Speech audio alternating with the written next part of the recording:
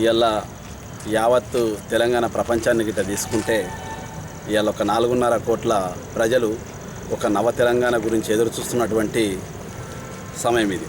కాబట్టి నా తెలంగాణ కోటి రతనాల వేనని చెప్పినటువంటి దాశరథి మాటల్లో ఒక విప్లవ శంఖము నాదిస్తుంది. కాబట్టి ఈ వచ్చినటువంటి తెలంగాణను సాధించుకోవడము ప్రత్యేకమైన ఇప్పుడు అసెంబ్లీలో జరుగుతున్నటువంటి చర్చలు ఈ విప్లవం కావడానికి కారణాలు ఏంటంటే ఈ సీమాంధ్ర వలసవాదులు చేస్తున్నటువంటి కుట్రలను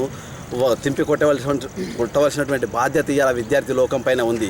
ఇవాళ 2009లో ఏ విధంగా అయితే విద్యార్థి ఉద్యమం మళ్ళీ ఇట్లా ఉధృతమై ఉవ్వెత్తున తీసుకొచ్చి మళ్ళీ తెలంగాణను తీసుకొచ్చే విధంగా విద్యార్థి లోకమంతా ఒకటై గొంతెత్తి లేచిరు. అదేవిధంగా కూడా మళ్ళీ తెలంగాణ బిల్లును ఖచ్చితంగా ప్రవేశపెట్టే విధంగా కూడా మళ్ళీ ఉద్యమాన్ని స్థాపించాలి.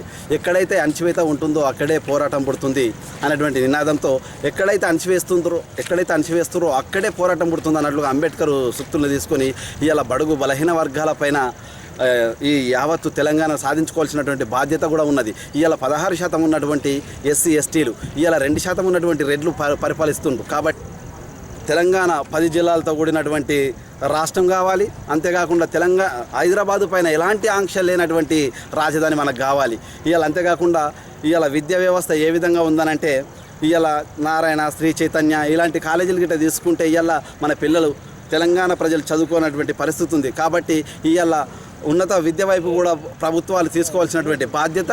ఇవాళ ఒక అర్థవంతమైనటువంటి వ్యవస్థను స్థాపించాలి. రాబోయే తెలంగాణలో ఒక నూతన విద్యా విధానాన్ని రూపొందించాలి. ఆ రూపొందించే విధంగా కూడా ఇక్కడ తెలంగాణ వాదులంతా ఏకమై రాష్ట్రాన్ని సాధించుకోవడమే కాకుండా విద్యా హక్కులు కూడా సాధించుకునే విధంగా ఇలా ముందుకు రావాలి.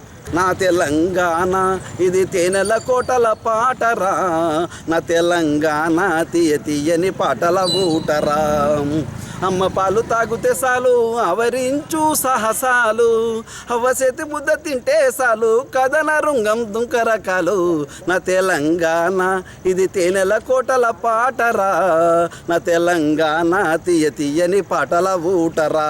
ఇలా తెలంగాణ ఏ కళాకారుడిని కదిలించిన పాట మాట కథలుగా చెప్పుకుంటూ ఇలా తెలంగాణ యావత్తు కూడా విద్యా వ్యవస్థను పునరుద్ధరించుకోవాల్సినటువంటి బాధ్యత ఇవాళ మన రాజకీయ నాయకులపైన, విద్యార్థి లోకం పైన, ఇవాళ గ్రామాల్లో ఉన్నటువంటి ప్రజలపైన కూడా ఉన్నది.